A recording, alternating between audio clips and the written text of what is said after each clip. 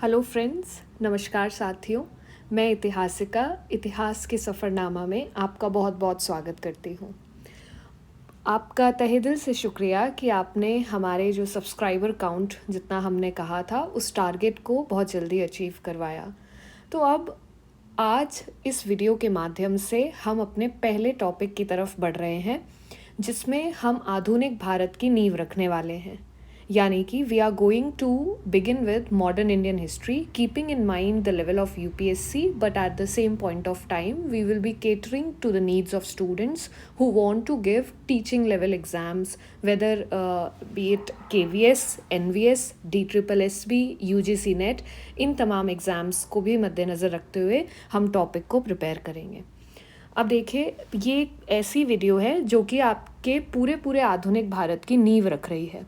तो आपको इन वीडियोस के लिए और कैसे इसे इस्तेमाल करना है ये समझ भी आज इसी वीडियो से ले लेनी है।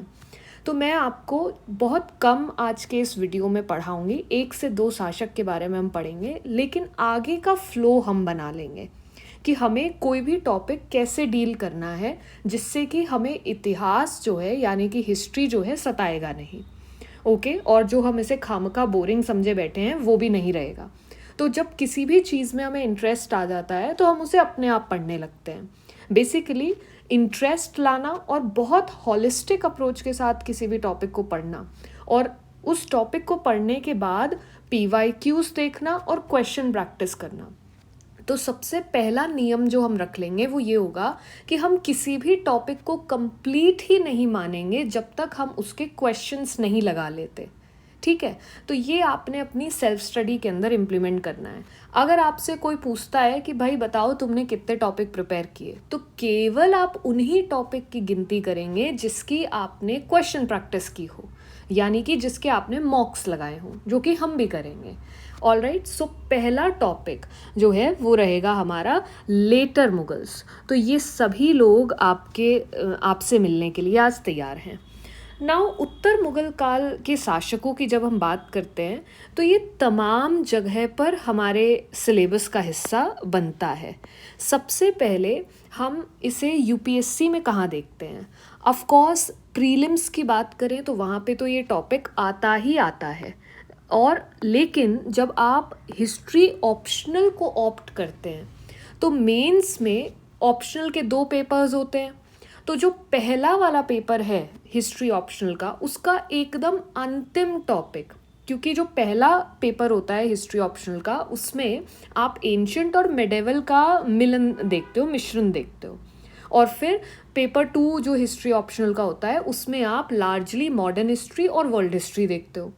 तो ये जो टॉपिक है ये 18वीं शताब्दी का एक टॉपिक बन जाता है, और इसीलिए 18th सेंचुरी के अंदर कुल मिलाकर के ये 6 सब टॉपिक दिए होते हैं, जो कि आपका हिस्ट्री ऑप्शनल पेपर 1 का टॉपिक नंबर 24 आखिरी टॉपिक बनता है। अब इसमें इसका जो 6 सब टॉपिक्स हैं, इसकी पहली ही थीम है factors of the decline of the Mughal empire. ठीक है, अब इसको पढ़ना कैसे है, हम कैसे इसमें क्या ओरिएंटेशन रखें? तो ये जो दोनों टॉपिक्स आपको यहाँ दिखाई दे रहे हैं ना, एक तो बड़ा थीम 18वीं शताब्दी और दूसरा डिक्लाइन ऑफ मुगल एम्पायर। तो यहाँ हमें प्रीलिम्स और मेंस को मर्ज करते हुए तैयारी करनी होती है। हम कोई 2 महीने में सिकंदर तो बनेंगे नहीं कि हमने प्रीलिम्स कर लिया और उसके बाद चलो अब हम नोट्स बनाने बैठे, ये तो सरासर बेवकूफ़ी होगी। तो हमें इंटीग्रेटेड अप्रोच के साथ चलना है। तो प्रीलिम्स के अंदर ज़्यादा जब आप ऑब्जेक्टिव क्वेश्चंस को डील करते हो, उसको कैसे डील करोगे जब आपका सब्जेक्टिव बहुत स्ट्रांग होगा? स्टोरी लाइन अप्रोच पे हम चलेंगे। तो एक हो गया कि एक एक शासक करके हम पढ़ते चलें और उन्होंने क्या पॉलिसीज़ को ईजाद किया वो पढ़ें। लेकिन एक और चीज़ जिस पे मेंस फोकस करता है वो सब्जेक्टिव क्वेश्चंस, जो कि पॉलिसीज़ थी कि भाई क्या औरंगज़ेब जिम्मेदार था मुगल डिक्लाइन के लिए, या जो जागीरदारी क्राइसिस पनप रहा था, मनसबदारी सिस्टम जो आप अकबर के समय पर देखते हो, क्या वो भी जिम्मेदार था? सो एक बहुत बड़ा डिबेट अकर करता है जिसमें आपने इतिहासकारों के नाम सुने हो, जैसे मिडेवल इंडिया के लिए कॉम्पिटिटिव एग्ज़ाम्स के बच्चे सतीश चंद्र साहब की किताब पढ़ते हैं। तो सतीश चंद्रा इस डिबेट पर क्या कह रहे थे, मुजफ्फर आलम क्या कह रहे थे, इरफान हबीब क्या कह रहे थे और तमाम अन्य इतिहासकार क्या कह रहे थे, इस पर ऑलरेडी क्वेश्चंस पूछे गए हैं। कहाँ पर? मेंस में, और ऑब्जेक्टिव मैनर में प्रीलिम्स के अंदर क्वेश्चन आता है। अब ये जो 18वीं शताब्दी की मैंने यहाँ पे बात की, इस 18th सेंचुरी में भी एक डिबेट है जिससे पिछले साल तक अगर हम देखें तो 1 से 2 क्वेश्चन आए हैं मेंस में ऑन 18th सेंचुरी। 18वीं शताब्दी कैसा क्वेश्चन आया वो भी हम देखेंगे जब हम क्वेश्चन के सेशन लेंगे, ठीक है। और जब टॉपिक कंप्लीट हो जाएगा तो मैं आपको मेंस के क्वेश्चंस भी दिखाऊंगी जो पूछा गया होगा। तो 18th सेंचुरी में कुछ ऐसे सवाल पूछे गए क्योंकि ब्रिटिशर्स भी आ रहे थे और मुगल साम्राज्य डिक्लाइन कर रहा था। तो डार्कनेस थी या जो है हमारे पास ऑलरेडी बहुत कुछ था, एक ये डिबेट होता है। दूसरा कि कंटिन्यूटी में आए ये एकदम कि एक साम्राज्य हट गया और दूसरा यूरोपियन ताकत आ गई, या फिर डिसकंटिन्यूएशन था और कुछ नया ही आया क्योंकि हमने मेडिवल इंडिया से हट करके मॉडर्न इंडिया नाम दिया। तो अभी केवल मैं इस पहले टॉपिक को आपको समझा रही हूँ, बाकी जो यहाँ टॉपिक्स लिखे हुए हैं ये 2 से लेकर के 6 नंबर तक, ये मैंने आपको सिलेबस दिखाया है कि आगे इस तरीके के टॉपिक्स भी मेंशन्ड हैं। लेकिन एक क्लास में हम एक ही टॉपिक को शुरू करेंगे तो जाहिर तौर पे हम यहाँ डिक्लाइन ऑफ मुगल एम्पायर से डील करेंगे। ये बहुत ज़रूरी है समझना जो अभी मैंने आपको समझाया, अदरवाइज तो हम अंधेरे में तीर मारते रहेंगे कि अच्छा लेटर मुगल्स पढ़ना है, चलो यहाँ से इतना इतना तक पढ़ लेते हैं।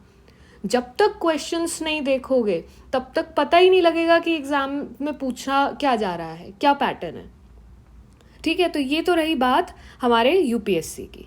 अब आगे चलते हैं। अब मैंने कहा कि हम एक स्ट्रैटेजी के साथ चल रहे हैं जिसमें टीचिंग लेवल वाला अभ्यर्थी भी और यूपीएससी वाला भी, सभी बच्चे जो हिस्ट्री पढ़ना चाहते हैं वो इस चैनल का लाभ उठाए पाएंगे। तो अब देखो टीचिंग लेवल के अंदर क्या खेला जाता है। आप जब भी टीजीटी और पीजीटी लेवल की बात करते हो, ठीक है, तो मॉडर्न इंडिया तो एक दिल बन जाता है। लेकिन आपने देखा होगा कि जब मैं वर्ल्ड हिस्ट्री भी शुरू करूँगी तो भी मैं वहाँ पे भी फिर से बताऊँगी कि वर्ल्ड हिस्ट्री भी असलियत में जिगरा बना हुआ है टीचिंग लेवल का, क्योंकि बच्चे इसे छोड़ देते हैं। बहरहाल इसका ओरिएंटेशन भी मैं करवाऊँगी और खूब अच्छे से हम इसके टॉपिक्स भी लेंगे। लेकिन अभी जब हम टीजीटी और पीजीटी लेवल की बात कर रहे हैं तो ये जो केवीएस एनवीएस हैं जो हार्डकोर एनसीईआरटी से क्वेश्चंस पूछते हैं, तो हमारे एनसीईआरटी में आप चाहे पीजीटी हिस्ट्री के लेवल की बात करो चाहे टीजीटी हिस्ट्री के लेवल की बात करो, हमारे चैप्टर्स हैं जो कि मुगल डिक्लाइन की बात करते हैं। तो बस वहाँ से आयोग को हिंट मिल जाता है कि भाई मुगल डिक्लाइन का थीम है, पूछ डालो जो इनसे पूछना है। और आर्किटेक्चर, जब आप पीजीटी हिस्ट्री का सिलेबस चेक करते हो केवीएस के लेवल पर, एनवीएस के लेवल पर, तो आर्किटेक्चर से जुड़ा हुआ एक चैप्टर भी आता है, ठीक है। DSSB में, और जैसे हरियाणा अगर कंडक्ट कर रहा था, जैसे पीजीटी हिस्ट्री का एग्ज़ाम हुआ तो वहाँ पे भी तो सब्जेक्टिव भी आ रहा था कि आपने पहले प्रीलिम्स दिया फिर दूसरे लेवल पे गए तो वहाँ तो आपको सब्जेक्टिव भी आ रहा था। तो बहुत हेल्प करेगा ये इस तरीके से पढ़ना। NTA-NET हिस्ट्री के अंदर तो ये है कि भाई गला घोट दो बच्चों का, सब पूछ डालो। तो डेफिनेटली लेटर मुगल्स का टॉपिक वहाँ पे भी एक अहम रोल निभाता है। ओके, तो ये हमें समझ आया कि हम ये टॉपिक क्यों उठा रहे हैं और कहाँ कहाँ हमें इसे काम में लाना है। अब चलिए इसे पढ़ना शुरू करते हैं और देखते हैं इसे कैसे पढ़ा जाए। तो इसे पढ़ने के 2 तरीके हैं और उसी तरीके से हम पढ़ेंगे। पहला जो तरीका है कि एक एक रूलर बाय रूलर हम पढ़ लें, ठीक है। तो एक एक शासक हम कंप्लीट कर लें, उससे क्या होगा कि दुनिया जहान के जो भी ऑब्जेक्टिव क्वेश्चंस आ जाएंगे वो हम कवर कर लेंगे। फिर दूसरा तरीका क्या होगा, वो फोकस करेगा इस सब्जेक्टिव पर, चाहे मेंस जहाँ भी हो रहा हो, जिस भी लेवल पे, टीचिंग लेवल हो, पीसीएस लेवल हो, यूपीएससी का लेवल हो, जहाँ पे भी मेंस आए और आपका अगर ऑप्शनल हिस्ट्री है तो वहाँ टॉपिक काम आ जाएगा। तो उसमें हम डिबेट लिया करेंगे। डिबेट से मेरा मतलब है कि इतिहासकारों ने किस तरीके से विचार विमर्श किया इस टॉपिक पर, तो वो भी मैं आपको समझाऊंगी। आसान भाषा में कोशिश करूंगी समझाने का, ज़्यादा हाई लेवल ऑफ इंटेलेक्चुअलिज्म हमें नहीं ज़रूरत है कंपटीशन की तैयारी करते हुए। पाँव जो हैं धरती पर ही रखने हैं। ऑल राइट, चलिए अब आगे बढ़ते हैं। अब टॉपिक को ध्यान से पढ़िएगा, हिंदी और इंग्लिश किसी भी माध्यम के, इन दोनों ही माध्यम के बच्चे को कोई दिक्कत नहीं आएगी। दोनों माध्यम में आपको नोट्स मिल जाएंगे और मैं तो पढ़ा ही बाइलिंगुअल रही हूँ। All right, so let us start. अब देखिए, ये कहानी शुरू हो रही है औरंगज़ेब की मृत्यु के बाद से। औरंगज़ेब डाइड। ओके, औरंगज़ेब को भी हम पढ़ेंगे जब हम Mughal empire up till Aurangzeb पढ़ेंगे, तो वो मेडिवल इंडिया के सिलेबस में आ जाएगा। अब देखो, औरंगज़ेब तो इस दुनिया से अलविदा कह चले। कौन सी तारीख को कहते हैं? 3 मार्च 1707 को। अब ये जो 3 मार्च 1707 है, जिस समय औरंगज़ेब की मृत्यु हुई, तो इसके बाद एक डिबेट छिड़ती है जिसमें एक तरीके से टीम्स बन जाती हैं।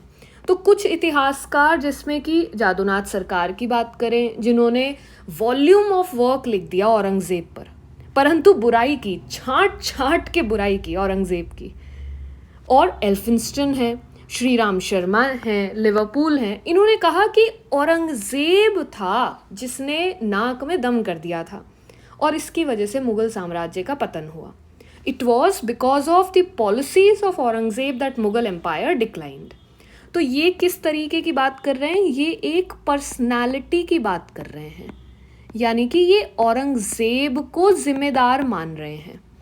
तो दूसरी तरफ बाकी इतिहासकार आए, जैसे कि सतीश चंद्रा, इरफान हबीब, अतहर अली। इन्होंने कहा कि नहीं, मुग़ल एम्पायर केवल एक शासक की वजह से नहीं डिक्लाइन करेगा, बल्कि लॉन्ग टर्म प्रोसेस है।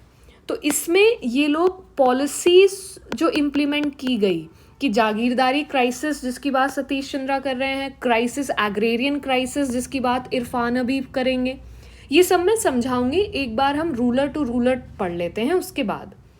तो ये मैंने भूमिका बांधी कि इस तरीके से ये टॉपिक शुरू होता है। तो हमने अब एक चीज़ और यहाँ पे ध्यान रखनी है कि मैंने कहा आपको कि 3 मार्च को औरंगज़ेब की मृत्यु हो गई। इसके बाद औरंगज़ेब के 3 बच्चे थे, जो मतलब ऐसे तो बहुत संतानें थी, लेकिन अभी के लिए हम 3 को कंसीडर कर रहे हैं। सो जब हम इसका फैमिली चार्ट बना रहे हैं तो 3 बेटों का नाम हम यहाँ पे लिख सकते हैं। 3 बेटों का नाम है मुआज़म, ठीक है। देन मुआज़म के बाद आप जिन्हें देखते हैं उनका नाम आ सकता है, आप कामबख्श लिख लीजिए, किसी भी ऑर्डर में जो है हम यहाँ पे चल सकते हैं, और आज़म लिख लीजिए। तो मुआज़म, आज़म, क्योंकि मुआज़म के बाद आज़म याद रखना आसान रहेगा मेरे ख्याल से, और तीसरा बेटा कामबख्श। इनको आप याद रखिए। ये फैमिली चार्ट यहाँ पे बन गया। अब यहाँ से हमारा फैमिली चार्ट बनना शुरू हो रहा है। तो अब लेटर मुगल्स के टॉपिक में हम अपने पहले शासक की तरफ जा रहे हैं। ये पूरी लिस्ट भी दे दी है मैंने, और इस पर हम अभी बहादुर शाह से शुरू करेंगे। और यहाँ पर ही एक टाइप ऑफ क्वेश्चन आप ध्यान रखना जो आपका इस लिस्ट से, इस स्लाइड से सॉल्व हो रहा है। वो क्या है? क्रोनोलॉजिकल ऑर्डर में लगाने वाला क्वेश्चन, कि भाई 4-5 ऐसे ऐसे नाम दे देगा जिन्होंने बहुत कम समय के लिए शासन किया हो, उनका नाम उठा के दे देगा और कहेगा चलिए इसे सही ऑर्डर में लगाइए। तो ये लिस्ट आपको याद रखना है, और धीरे धीरे जब आप सबकी सब शासकों की कहानियाँ पढ़ लेंगे तो आपको अपने आप याद भी होना शुरू हो जाएगा, ठीक है। तो ये चीज़ पर आपने यहाँ ध्यान रखना है। तो मैंने क्या कहा कि पहला शासक जो अब हम लेंगे वो है बहादुर शाह, ठीक है। 1707 से 1712 तक ये व्यक्ति शासन करता है। और अब देखते हैं इन्होंने क्या किया। पहली बात, मैंने अभी आपको बताया कि औरंगज़ेब के 3 बेटों के हमने नाम देखे, है ना, मुआज़म, आज़म और कामबख्श। तो लेकिन सामने तो हमारे बहादुर जी खड़े हैं, बहादुर शाह आके खड़े हो गए। तो बहादुर शाह ही मुआज़म है। तो हमने जिन्हें मुआज़म कहा तो वही बहादुर शाह है। बहुत छोटा, एकदम स्क्रैच लेवल से पढ़ा रही हूँ ताकि आसान रह जाए सबके लिए। तो मुआज़म बहादुर शाह का मूल नाम है। पहली चीज़ ये समझ में आई। अब ये जनाब 14 अक्टूबर 1643 में इनका जन्म होता है। कहाँ पर? बुरहानपुर में इनका जन्म हुआ। सो कुछ पर्सनल डिटेल देख रहे हैं। अब इसका रट्टा नहीं मारना शुरू हो जाना है, बस हल्का हल्का एक आध बार देख लिया बस हो गया ये वाले डिटेल्स को। और इनकी माता का नाम नवाब बाई था। सो नवाबियत तो झाड़ना ज़रूरी था। अब देखो, बहादुर शाह, जिसका मूल नाम मुआज़म है, ये एक लड़ाई लड़ता है, जजाऊ की लड़ाई। समूगढ़ के पास में ये लड़ाई लड़ी जाती है। कब लड़ी जाती है? कुछ सोर्सेस जो हमें इसकी डेट बताती हैं वो 20 भी बताएंगी, लेकिन हम क्योंकि हिस्टोरियोग्राफिकल किताबों को लेके चल रहे हैं तो हम 18 जून 1707 लेके चलेंगे। इस समय एक लड़ाई होती है जो कि मुआज़म और आज़म के बीच में होती है। मुआज़म और आज़म के बीच में होती है, और जिसमें आज़म जो है मारा जाता है। ठीक है, so he is the one who was killed. और इस लड़ाई को कहा जाता है बैटल ऑफ जजाऊ। ये कहाँ लड़ी गई थी? अगर हम एरिया देखें और मैप को भी इमेजिन करें तो ये समूगढ़ के पास में लड़ी गई थी। ठीक है, नाउ मुआज़म आगे जा कर के अपने आप को शहंशाह घोषित कर देता है दिल्ली का। कहता है मैं शासक हूँ। और मालूम है ये कब, ये जब इसने लड़ाई लड़ी, अब आपको बर्थ डेट भी इसकी पता है, तो ये जनाब 65 ईयर्स में शासक बने थे, 65 साल की उम्र में। और हम जो है अब क्या देखते हैं, हम सोचते हैं अरे बहुत साल की नौकरी कर ली, 60 साल तक रिटायरमेंट ले लेंगे, 62 और 65 तक ले लें तो ऐसा समझते हैं कि बाप रे कितना काम कर लिया। इन्हें देखिए, सत्ता की भूख ये कहलाती है। 65 साल में अपनी करियर को शुरू कर रहे थे ये जनाब। ठीक है, अब इन्होंने एक और लड़ाई लड़ी 1709 के दौरान, 1709 में। इस लड़ाई को कहा जाता है battle of Bijapur. Battle of Bijapur में ये अपने दूसरे भाई को मार देते हैं। और वो भाई कौन था इनका? मुआज़म। तो ये लड़ाई भी किसके बीच में होगी? एक तो मुआज़म तो अपना फिक्स ही है, और दूसरे भाई के साथ ये लड़ता है, कामबख्श के साथ, और कामबख्श को मार देता है। तो अपने भाइयों को मार दिया दोनों को, और जो है सत्ता हड़प ली। तो ये काम इसने यहाँ पर किया है। इतनी बात आशा है आपको समझ आ गई होगी। अब देखो आगे चलते हैं। अब ये जनाब शासक बन चुके हैं, तो इन्होंने और क्या किया? इनके नाम के साथ एक कंट्रोवर्सी जो है एसोसिएट की जाती है, जिसे हम कहते हैं खुतबा कंट्रोवर्सी। जब आप शासक बने हैं तो आपको खुतबा रीड किया जाएगा कि अरे XYZ जो हैं शासक बने हैं।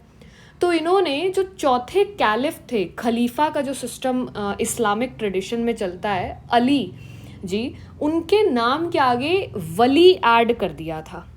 वली ऐड कर दिया था। वली शब्द का मतलब होता है सक्सेसर।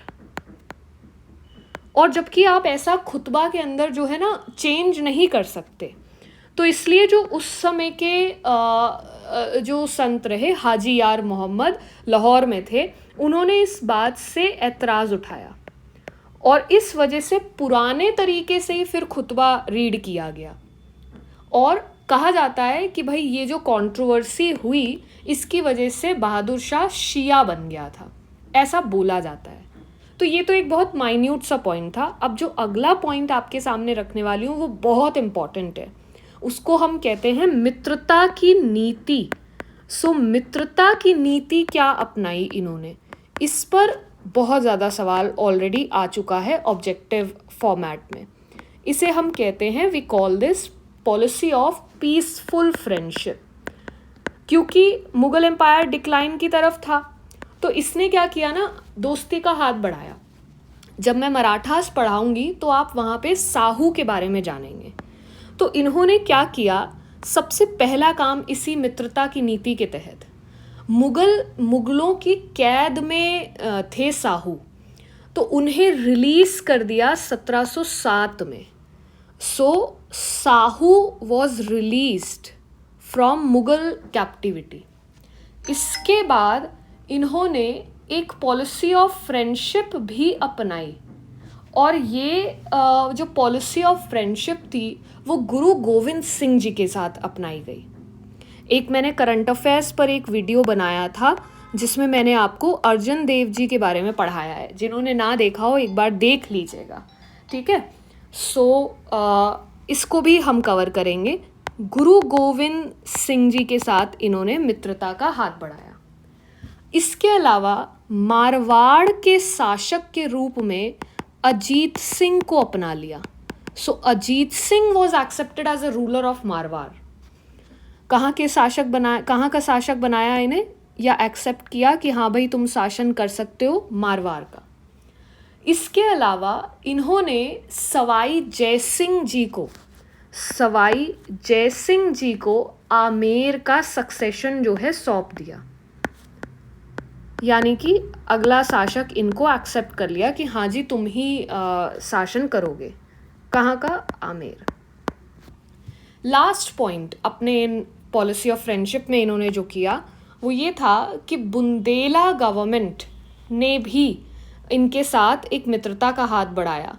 तो जाट्स के साथ कह लीजिए एक तरीके से इन्होंने दोस्ती का हाथ बढ़ा लिया था। इसके ये जो अभी हम हाथ से लिख रहे हैं ना, इस पर एक प्रॉपर नोट्स आपको मिल जाएंगे, तो ईजिली आप उससे गो थ्रू हो सकते हैं और बड़ी आसानी से जो है आपका काम होना स्टार्ट हो जाएगा। अब देखो यहाँ पे आगे बढ़ते हैं, और क्या काम इन्होंने किया। जब हम एग्रेरियन सिस्टम पढ़ेंगे कि भाई किस तरीके से कर वसूली की जाती थी, तो इन्होंने एक और काम यहाँ पे किया। मदद ए माश ग्रांट्स जो होते थे, मदद ए माश ग्रांट्स को, ये क्या होता है ये भी मैं समझा दूंगी।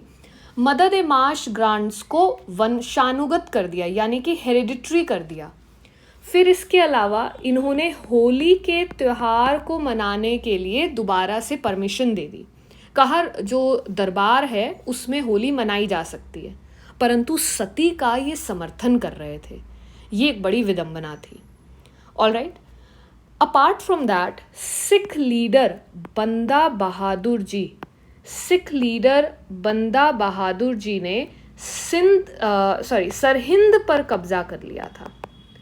कब किया? 1710 एडी में। उसमें भी ये कुछ नहीं कर पाए थे। फिर 1711 में डच डेलीगेशन आता है जिसके लीडर थे जोशुआ आते हैं, जो कि डच व्यक्ति थे। एक डच डेलीगेशन इनके राज दरबार में आता है और ये उनका वेलकम करते हैं, और वेलकम करने वाली एक महिला थी। इस डेलीगेशन का वेलकम जो है पुर्तगाली महिला ने किया था। So this delegation was welcomed by a Portuguese women, और इसी वजह से इस पोर्टुगीज विमेन जुलियाना को एक टाइटल दिया गया। ये टाइटल था फिदवा। सो शी वॉज कॉल्ड बीबी। इन्हें बीबी कहा जाता था भाई, जैसे महिलाओं को पुराने अपने पख्तूनी और लाहौरी टोन में हम कह देते हैं, तो वो बात यहाँ पे थी। ठीक है, अभी देखिए, अब ये हमने इस तरीके से पॉइंट्स पढ़े, और आप या तो मेरे साथ साथ लिख सकते थे, लेकिन अगर आप ऑर्गेनाइज्ड मैनर में इसे देखना चाहते हैं तो यहाँ पे आ जाइए। अब देखिए आपका रिवीजन भी हो जाएगा। मैंने क्या बोला कि 14 अक्टूबर को इनका जन्म हुआ था 1643 में बुरहानपुर में। माता का नाम नवाब बाई था। मुआज़म ने 18 जून 1707 को आज़म की हत्या कर दी बैटल ऑफ जजाऊ समूगर के पास में। फिर इसके बाद इन्होंने 1709 में बैटल ऑफ बीजापुर लड़ी, जिसमें अपने भाई कामबख्श की हत्या कर दी। सो ये कार्य इन्होंने किया। ठीक है, अब आगे बढ़ते हैं। जब हम यहाँ पे आगे जा रहे हैं तो we will also see the very fact कि खुतबा कंट्रोवर्सी क्या थी। मैंने अभी आपको खुतबा कंट्रोवर्सी के बारे में भी बताया।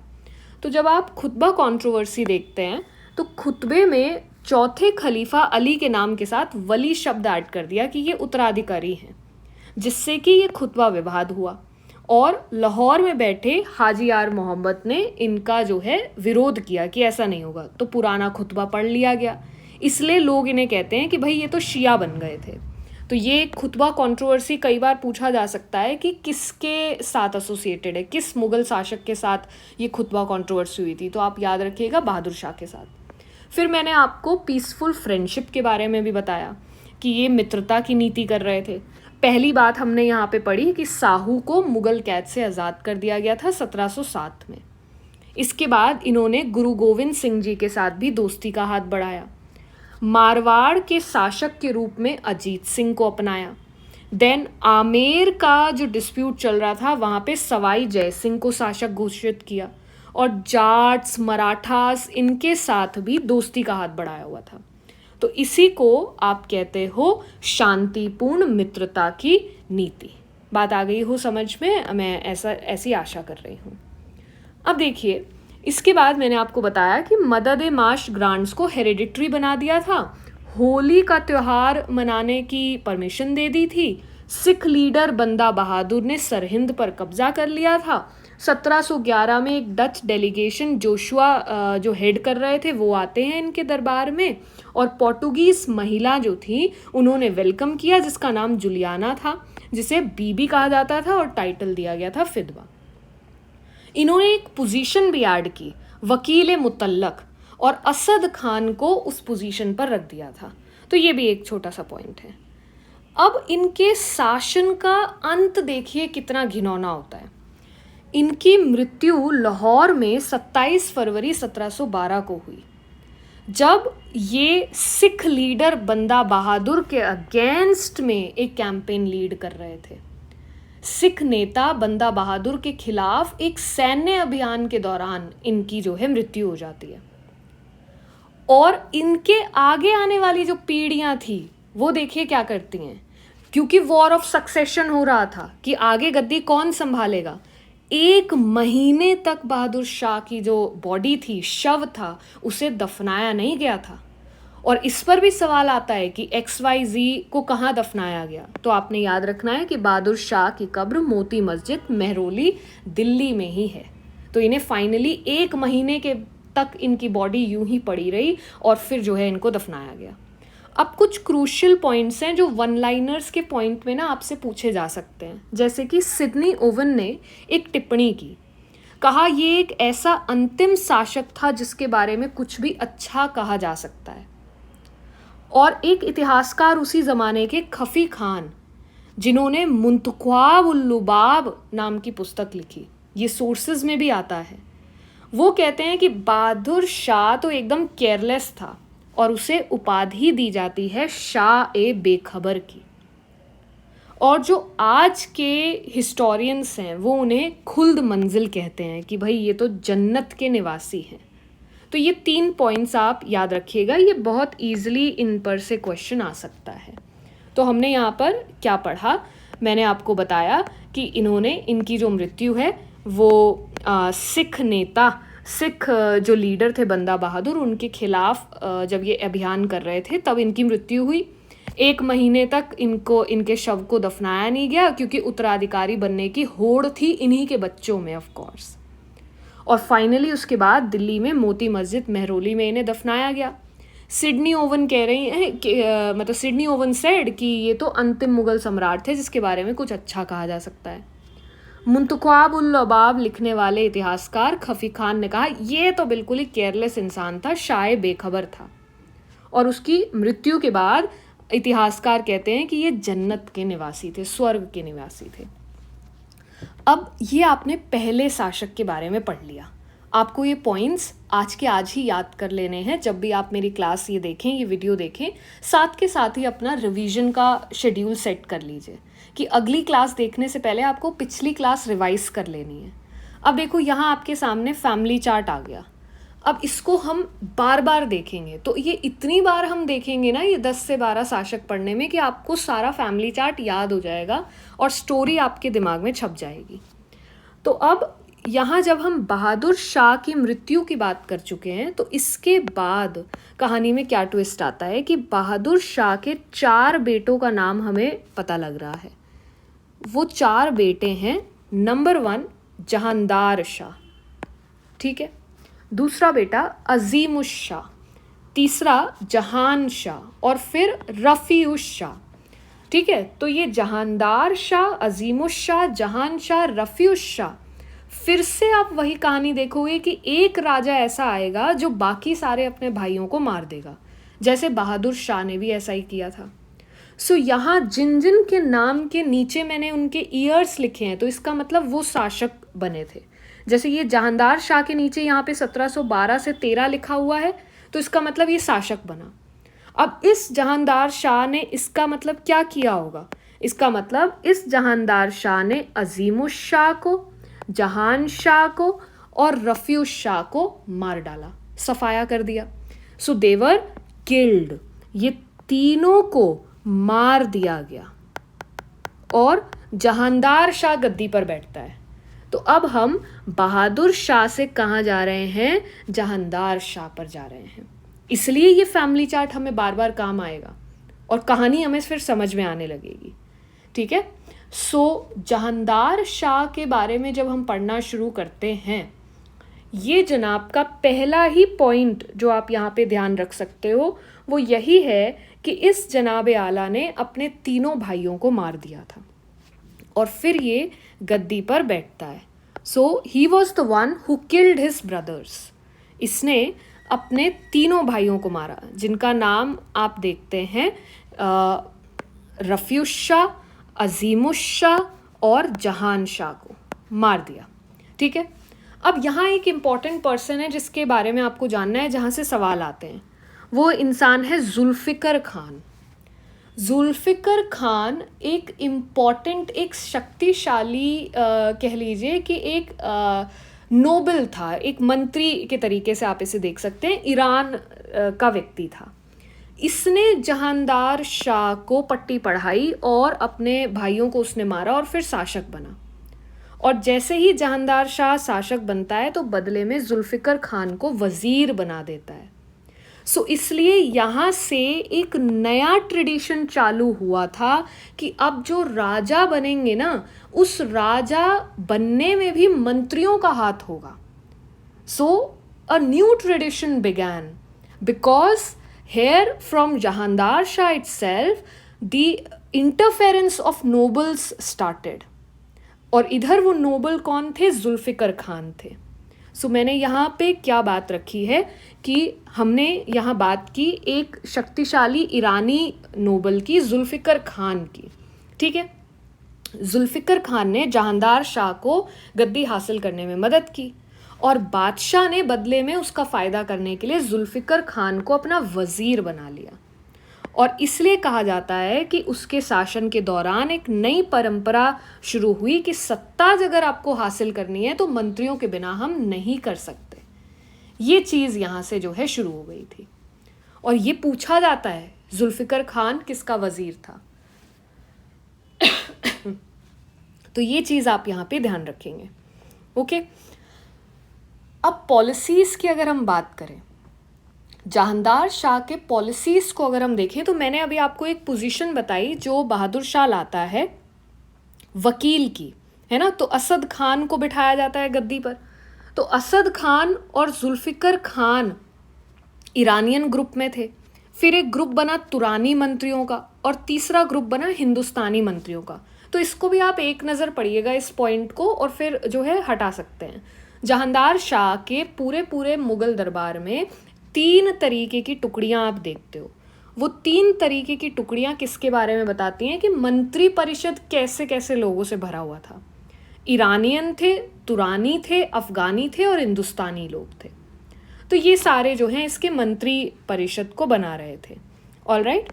सो एक बार फिर देख लेते हैं। ईरानी, तुरानी, अफ़गानी और हिंदुस्तानी सरदारों के समूह से बना हुआ इसका मंत्री परिषद था। इतनी बात आप यहाँ पे ध्यान रख लेंगे तो हमारा काम यहाँ पे चल जाएगा। ठीक है। अब देखो आगे क्या पॉलिसीज़ इजाद की जाती हैं कि साम्राज्य को कैसे संभाला जाए। तो क्या किया जाता है कि जुल्फ़िकर खान यहाँ पे क्या करेगा, इसने इनडिस्क्रिमिनेट डिवीज़न ऑफ एस्टेट्स पर रोक लगा दी कि जो एकदम अंधाधुंध ज़मीनों का बंटवारा किया जा रहा था, क्योंकि ज़मीनों का साइज़ फिर छोटा होता जाएगा तो पैदावार और कम होती जाएगी, फर्टिलिटी कम होती जाएगी, लड़ाइयाँ ज़्यादा होंगी। Fragmentation is never good. बंटवारा जो है सही नहीं रिजल्ट करता है ज़मींदारी के केस में, राइट। सो जागीरदारों के अंधाधुंध बंटवारे पर इसने रोक लगा दी। और जुल्फ़िकर खान ने जो लैंड रेवेन्यू का जो कलेक्शन था उसे कॉन्ट्रैक्चुअल बना दिया कि इसने जो भू राजस्व इकट्ठा किया जाता था उसको कॉन्ट्रैक्ट पे देना शुरू कर दिया। अब इसने तो दे दिया कि भाई जो भू राजस्व की वसूली है उसे ठेके पर दे दो, जिसको कहा जाता है इजारा प्रथा, ये भी पूछा जाता है। लेकिन इससे क्या होगा कि अब ठेके पर दे दिया है, तो जो बेचारे किसान मजदूरी कर रहे हैं, खेती बाड़ी कर रहे हैं, उनसे तो ज़्यादा पैसा ऐंठा जाएगा। तो इसलिए इस तरीके के सिस्टम में जो पीजेंट्री थी उसकी हानि ही हो रही थी, उसको आर्थिक नुकसान ही जो है भुगतना पड़ रहा था। सो बड़ी दुर्गति हो रही थी इसकी। ये बात आपने यहाँ पे पढ़ी। नाउ अब जब हम इसमें आगे जाते हैं तो जहांदार शाह से कुछ इम्पॉर्टेंट पॉइंट्स और आपसे पूछे जाते हैं। Number 1 important point here is कि ये वो शासक है जिसने जजिया पर रोक लगाई थी। जजिया क्या है, आप सभी को कमेंट करके बताना है कि आप जजिया से क्या समझते हैं। ठीक है जी, आप मुझे कमेंट सेक्शन में बताएंगे कि जजिया टैक्स क्या है। टीजीटी के लेवल पर सीधा क्वेश्चन सिंपल सा कि जजिया किस पर लगाया जाने वाला कर था, ऐसा आपका एक पीवाईक्यू है। जिन बच्चों ने पुराने पेपर्स देखे होंगे उन्हें मालूम है ये बात। तो आप कमेंट ज़रूर करेंगे कि जजिया टैक्स से आप क्या समझते हैं। और ये भी नोट डाउन करते चलेंगे कि ये जो उत्तर मुगल शासक हम पढ़ रहे हैं, धीरे धीरे सबको कंप्लीट कर लेंगे, तो उनमें से कौन कौन से शासक थे जिन्होंने जजिया लगाया या किन्होंने जजिया हटाया, ये भी पूछा जाता है। तो औरंगजेब ने फिर से लागू किया था जजिया, और अब यहाँ जहांदार शाह जो है 1712 एडी में हटा देता है। उसके अलावा जहांदार शाह ने मिर्ज़ा राजा की उपाधि दी थी सवाई जयसिंह को।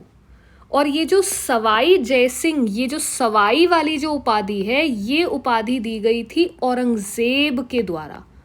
तो ये भी याद रखना कि सवाई जयसिंह जी की सवाई जयसिंह वाली उपाधि औरंगजेब ने दी थी। अब उनके नाम के आगे और एक उपाधि लगाई गई, मिर्ज़ा राजा। सो ये जो मिर्ज़ा राजा जी की उपाधि है वो जहांदार शाह ने दी थी, सॉरी। ठीक है। इसके अलावा इस व्यक्ति ने टाइटल्स ही बांटे हैं। देखो, इन्होंने क्या किया कि महाराजा की उपाधि दी अजीत सिंह मारवाड़, क्योंकि इन्होंने ही शासक बनाया था कि हाँ भाई तुम मारवाड़ को संभाल लो, और गुजरात का गवर्नर बना दिया था। ये भी आप यहाँ याद रखोगे। एक और व्यक्ति को जहांदार शाह ने टाइटल दी। देखो, अपना टाइटल तो ये व्यक्ति संभाले नहीं संभल रहा था इनसे, लेकिन उपाधियाँ बांट रहे थे। सो राजा राम के बेटे शिवाजी द्वितीय, मराठास में पढ़ेंगे हम राजा राम ने क्या किया, कौन थे, और शिवाजी सेकंड क्या कर रहे थे। सो राजा राम के बेटे शिवाजी द्वितीय को जहांदार शाह ने अनूप सिंह की उपाधि दी थी और 3000 का मनसब प्रदान किया था, पोजीशन दे दी थी एक तरीके से। ठीक है, ये चीज़ हमने पढ़ी। अब नहले पर दहला तो मारा ही जाएगा, इन्होंने अपने भाइयों को मारा था। आपको हिंदी माध्यम में भी ये वाली स्लाइड अब दिख रही है, तो आप अपनी सहूलियत के लिए रीड कर सकते हैं, और जो कहानी मैं बता रही हूँ वो सुन लीजिए। जहांदार शाह ने, मैंने आपको बताया कि अपने बाकी तीनों भाइयों को मार दिया, हमने फैमिली चार्ट में देखा था। तो जैसी करनी वैसी भरनी ही चल रहा है इस कहानी में, तो है ना। तो अब देखिए, आगे एक और व्यक्ति आएगा जो इसको मार देगा, और उसकी कहानी फिर हम तीसरे मुगल शासक के रूप में पढ़ते हैं। तो एक बार फिर से चलते हैं हमारे फैमिली चार्ट पर और देखते हैं कि हमने अगला शासक कौन सा देखना है। यहाँ देखिए, अब अजीमुशाह का बेटा फर्रुख सियार अब आएगा। दिख रहा है ना, 1712 से 13 हमने जहांदार शाह में पढ़ा, और 1713 से 19 अब आप पढ़ेंगे। तो फारूक सियार किसका बेटा है? अजीमुशाह का। जहांदार शाह ने अजीम को मार दिया था, तो अब उसका बेटा बदला लेगा, और फर्रुख सियार जहांदार शाह को गद्दी से उठा के फेंक देता है और इन्हें मार देता है। तो इसकी कहानी भी हम आने वाली अपनी अगली वीडियो में पढ़ेंगे। आज के लिए, जैसा मैंने कहा था कि मैं नींव रख रही हूँ अपने पहले टॉपिक की, तो मैंने आपको समझा दिया है कि आपने कैसे डील करना है। और इसी के साथ हमने आज 2 शासकों को कंप्लीट भी कर लिया है। बहादुर शाह पढ़ लिया हमने और जहांदार शाह पढ़ लिया। ठीक है, सो ये 10 नाम जो मैंने मेजरली लिखे हैं, अगर हम उनका चेक बॉक्स प्रिपेयर करें तो ये 2 शासक आज आपके डन हो गए हैं। All right. और आपको इसके नोट्स अगर सहूलियत के साथ एक्सेस करने हैं तो आपसे दरखास्त है, जितने बच्चों ने सब्सक्राइब यूट्यूब के चैनल को किया है उतनों ने टेलीग्राम के चैनल को ज्वाइन अभी तक नहीं किया है। तो आप हिस्ट्री ही पढ़ने आ रहे हैं यहाँ पे ज़ाहिर तौर पर, राइट?